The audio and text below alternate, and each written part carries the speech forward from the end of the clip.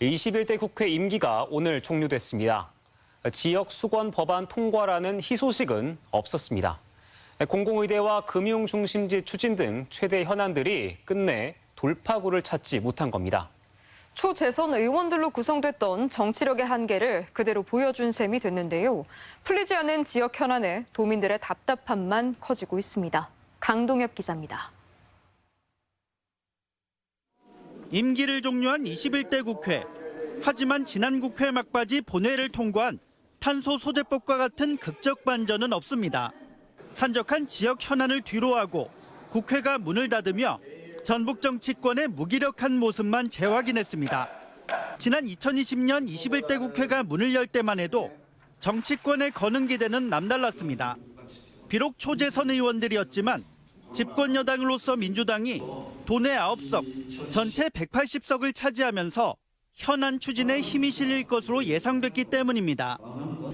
전라북도 정치권의 위상에 대한 여러 가지 걱정스러운 목소리도 있습니다만은 여기 계신 분들이 충분히 협력해서 그런 문제들을 풀어나감으로써 하지만 그로부터 4년, 성적표는 암담한 상황입니다.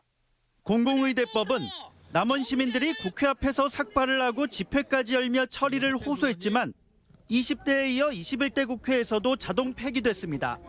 공공의대라도 들어오면은 젊은 층들이 유입이 되기 때문에 또 지역 경제가 좀 어느 정도 좀 살아나지 않을까 그런 기대감도 있었기 때문에 금융중심지 지정 역시 타 지역 정치권의 견제와 정부의 무관심 속에 활로를 뚫지 못했습니다.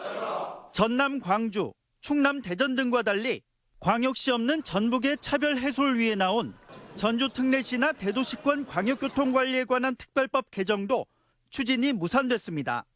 전봉준 장군 등 2차 봉기 참여자들을 독립유공자로 인정하는 동학농민혁명 명예회복법 개정안과 전주 가정법원법도 국회 상임위 문턱을 넘지 못한 채 그대로 폐기됐습니다. 투자진흥지구 지정을 위한 새만금 사업법 개정안과 전북특별자치도법 처리를 제외하면 지역 발전을 위한 입법 성과는 낙제점인 겁니다. 특히 지난해 새만금 예산 대폭 삭감과 선거구감 추간이 불거진 뒤 뒤늦게 대응에 집중하느라 21대 국회 막판 중요한 시기를 놓친 것은 뼈아픈 대목입니다.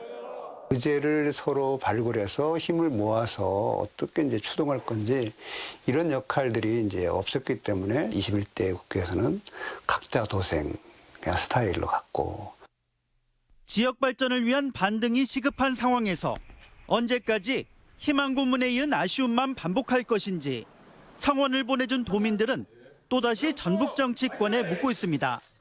MBC 뉴스 강동엽입니다.